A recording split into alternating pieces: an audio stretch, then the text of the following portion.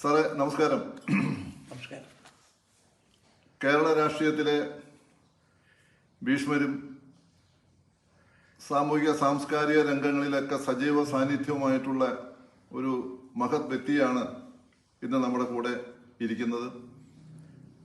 പത്രപ്രവർത്തകനും ചിന്തകനും ഗ്രന്ഥകർത്താവും വാഗ്മിയും ഒക്കെ ആയിട്ടുള്ള, അതേപോലെ തന്നെ 1953 മുതൽ ഭാരതീയ ജനസംഘത്തിൻ്റെ പ്രവർത്തകനും തുടർന്ന് കേരളത്തിലെ സംഘടനാ സെക്രട്ടറിയുമായിട്ട് പ്രവർത്തിക്കുകയും അതിനുശേഷം ഭാരതീയ ജനതാ പാർട്ടിയുടെ സംസ്ഥാന പ്രസിഡന്റായിട്ടും പ്രവർത്തിച്ചിട്ടുള്ള ശ്രീ കെ രാമൻപിള്ള അദ്ദേഹമാണ്. അദ്ദേഹത്തിൻ്റെ യൂറിൻ തെറാപ്പിയിലൂടെ തനിക്ക് കൈവന്ന ചില ആശ്വാസങ്ങൾ, തൻ്റെ അപ്പൻഡിസൈറ്റിസ് എന്ന് പറയുന്ന അസുഖത്തിനുള്ള ശാശ്വതമായ ഒരു പരിഹാരം ലഭിച്ച ആ വിവരങ്ങളെല്ലാം പ്രേക്ഷകരോട് സംസാരിക്കുന്നു എന്നുള്ളതാണ് ഇന്നത്തെ ഈ പരിപാടി ഉള്ളത്. അദ്ദേഹത്തെ നമുക്ക് സ്വാഗതം ചെയ്യാം.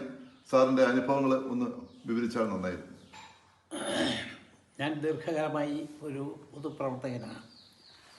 അതുകൊണ്ട് എൻ്റെ ആഹാരം കാര്യങ്ങളിലൊന്നും വലിയ നിഷ്ഠയൊന്നും ഉണ്ടായിരുന്നില്ല.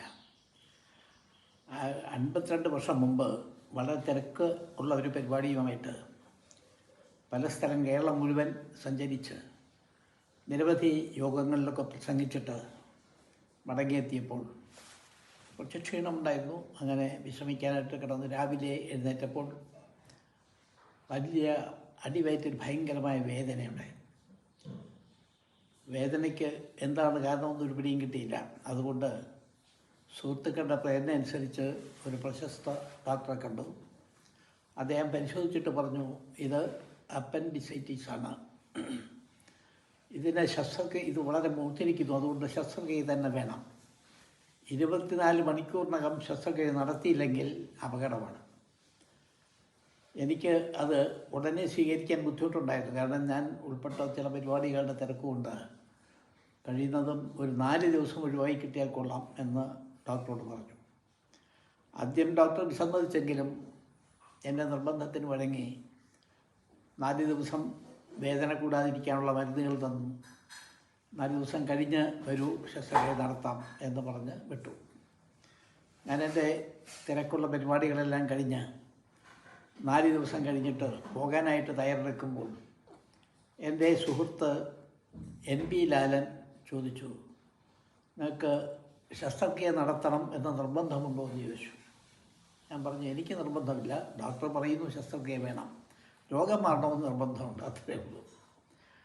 അപ്പം അദ്ദേഹം പറഞ്ഞു, രോഗം മാറാൻ വേറൊരു മാർഗം പരീക്ഷിക്കാം, എന്തുകൊണ്ടത് സ്വീകരിച്ചുകൂടാ? യൂറിൻ തെറാപ്പി എന്ന സിസ്റ്റമാണ് അത്. ഞങ്ങൾ കുടുംബത്തിൽ എല്ലാവരും അതാണ് സ്വീകരിച്ചിട്ടുള്ളത്. ഞങ്ങൾ ഡോക്ടർമാരെ കാണാറില്ല, ചികിത്സയ്ക്ക് പോകാറില്ല. അതുകൊണ്ട് എൻ്റെ വീട്ടിൽ താമസിച്ചുകൊണ്ട് നമുക്കിത് പരീക്ഷിക്കാം എന്ന് പറഞ്ഞു. ഞാനത് സമ്മതിച്ചു. അങ്ങനെ 1 മാസക്കാലം അദ്ദേഹത്തിൻ്റെ വീട്ടിൽ താമസിച്ചുകൊണ്ട് യൂറിൻ തെറാപ്പി അദ്ദേഹത്തിൻ്റെ നിർദ്ദേശപ്രകാരം, അദ്ദേഹത്തിൻ്റെ മാർഗനിർദ്ദേശപ്രകാരം യൂറിൻ തെറാപ്പി ട്രീറ്റ്മെൻറ്റ് നടത്തി. ആഹാരം ഒക്കെ കുറയ്ക്കേണ്ടി വന്നു. പല ദിവസം ഉപവാസം തന്നെയാണ്, ഒരു സെമി ഉപവാസം തന്നെ 2 ആഴ്ചയോളം നടത്തേണ്ടി വന്നു. അത് കഴിഞ്ഞിട്ട് ക്രമേണ ഘനമുള്ള പദാർത്ഥങ്ങൾ കഴിക്കാൻ അനുവദിച്ചു. 2 ആഴ്ച കൊണ്ട് തന്നെ എൻ്റെ വേദന പൂർണ്ണമായിട്ട് മാറി. പിന്നെ 2 ആഴ്ച കൂടി കഴിഞ്ഞപ്പോൾ പൂർണ്ണമായിട്ട് ഭേദപ്പെട്ടു. പിന്നെ ഇതുവരെ ഈ 52 വർഷം കഴിഞ്ഞിട്ട് എനിക്ക് പിന്നെ ഈ രോഗം വന്നിട്ടുമില്ല, വേറെ ചികിത്സയും വേണ്ടി വന്നില്ല. അപ്പോൾ ശസ്ത്രക്രിയ 24 മണിക്കൂറിനകം നടത്തിയില്ലെങ്കിൽ അപകടമാണെന്ന് പറഞ്ഞ ഡോക്ടർ ഇപ്പോൾ ജീവിച്ചിരിപ്പില്ല.